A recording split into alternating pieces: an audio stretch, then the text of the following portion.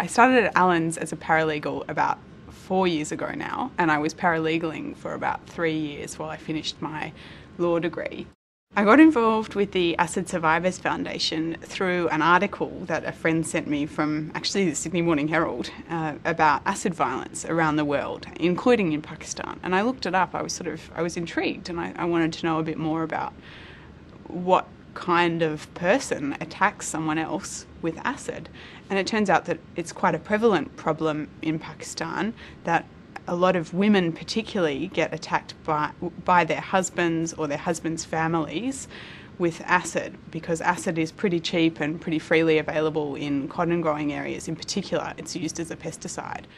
Mostly the reasons that they're attacked are things like refusing a sexual advance, or sometimes, because in Pakistan a lot of men have a second or a third wife in addition to their first wife, sometimes the family of the first wife might feel as though they've been slighted by the husband's decision to take a second or a third wife, and they might react badly.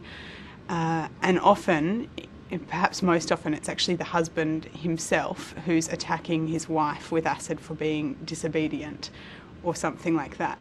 Mostly acid is thrown at the face, and that's something that has very serious implications. Acid then eats away at the skin and continues to seep in and eat away at the internal organs.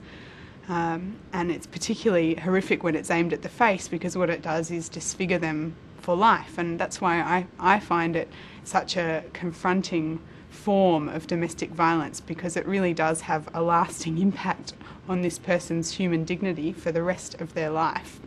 So what the Acid Survivors Foundation does is it has a couple of caseworkers working in the field, actually at that village level, to try to identify the victims of acid attacks and then to bring them to Islamabad, to the clinic, for treatment.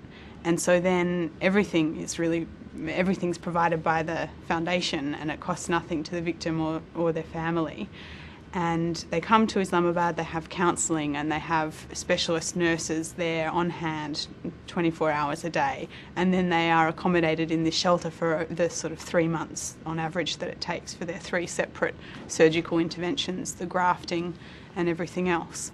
And then something else that we're trying now to provide through the foundation is a network of legal aid lawyers to provide some legal advice to those women who decide they want to do something and prosecute their aggressors. In Pakistan, a little bit of money goes a really long way, and on average, that whole 3-month process, the surgical interventions, the counselling, the therapy, the nursing, the accommodation, everything, and the transportation to and from the village, on average that costs about $750 per patient. So it's not that much money really for us here, but over in Pakistan it comes out as about 100,000 Pakistani rupees, so we're talking a real lot of money for most Pakistani families. So, I mean, the money is really important, and it does make a big difference. If you're interested to find out more about the Acid Survivors Foundation in Pakistan, or about acid violence in general, there's a website you can go to. It's acidsurvivorspakistan.org, and there's an option on there as well to donate online, and a little bit of money really does go a long way. But as I say, it's not just about the money. It's really important, I think, to be aware of violence against women in all its forms. This is one of the worst, but it's not unique in terms of the prevalence of violence against women. So your support is very much appreciated.